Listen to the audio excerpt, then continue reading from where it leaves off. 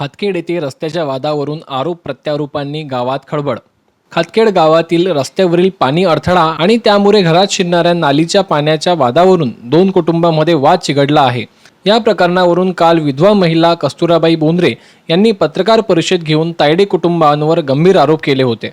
आज तायडे कुटुंबियांनी पत्रकार परिषद घेत सर्व आरोप फेटाळले आहेत. काल झालेल्या पत्रकार परिषदेमध्ये कस्तुराबाई बोंद्रे यांनी सांगितले की शेजारी तायडे कुटुंबाने रस्त्यावर पाण्याचा अडथळा केला असून त्यामुळे घरात नालीचे पाणी शिरते. याविषयी सांगितले असता ते मारहाण करण्याची भाषा करतात.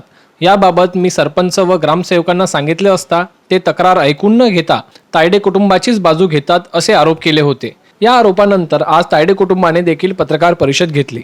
त्यांनी बोंद्रे यांच्या सर्व आरोपांना खोटे आणि निराधार ठरवले आहे. मी पवन देविदास तायडे, राहणार खातखेड.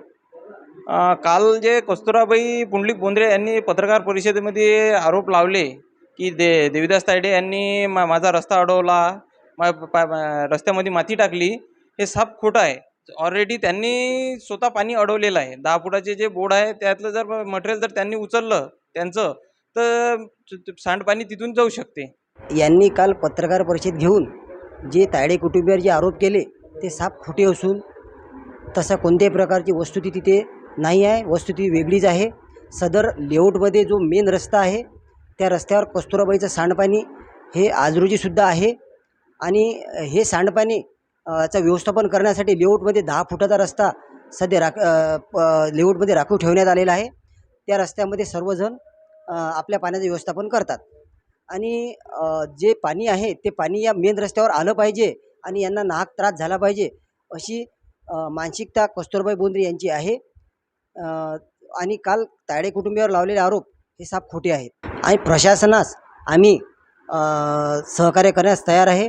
प्रशासनात आम्ही आतापर्यंत सहकार्य करत आलेलो आहो आणि प्रशासनाला सर्व प्रकार सहकार्य करत राहू.